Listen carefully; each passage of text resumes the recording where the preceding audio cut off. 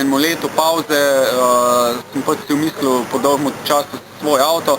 Moram reči, da z njemu zelo uživam. To je res, pač niti se toliko ne obremenjujem z rezultatom, čeprav se probam boriti za čim boljši rezultat. Vedel sem že v štartu, da ne bom mogel konkurirati generalni razvrstitvi, pač da bi se boril za zmago, razen morebiti res na nekaterih HP-jih. Drugače pa Punto je super avto, odlično se počutim v njem, mogoče je res zato tudi, ker je moj dosti bolj sproščen kot prej v najetih avtomobilih.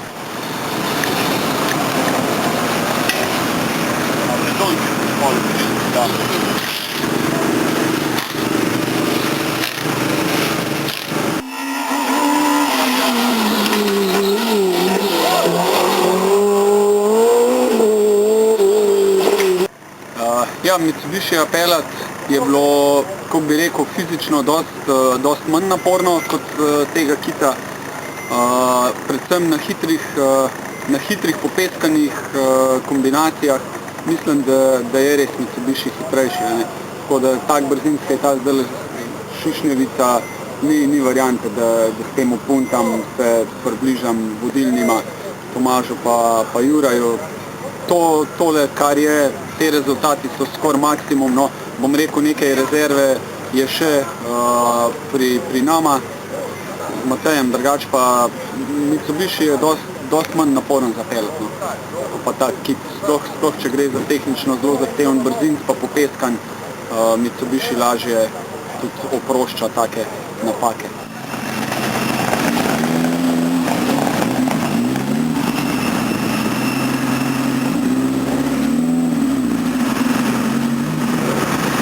Kar se tiče pa naslednje sezone, pa tako, jaz nekajkrat sem že omenil, da ne vem, da bo verjetno čas, da neham, ker je res finančno ogromen zalogaj, pa tudi časovno ratuje skozi večji.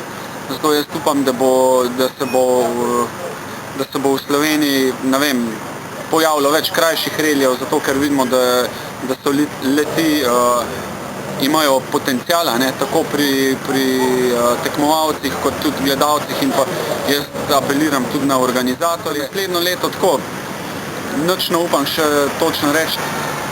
Verjetno me bo spet kaj zagrabilo, zdaj če ne bom pelil cele sezono, kar jo sigurno ne bom, slovenskega državnega prvenstva v kompletu sigurno ne, bom pa najel verjetno avto za kakšne posamezne dirke, če bom seveda tega prodal. Če ga bom pa obdržal, se bom pa udeležil kakšnih dirk v tujini. V Italiji imam še en odprt račun, ki bi rad šel zapret, tako da pa mora biti res ene dva italijanska, kakšen hrvaško, pa definitivno pa tudi kakšen slovenski reli.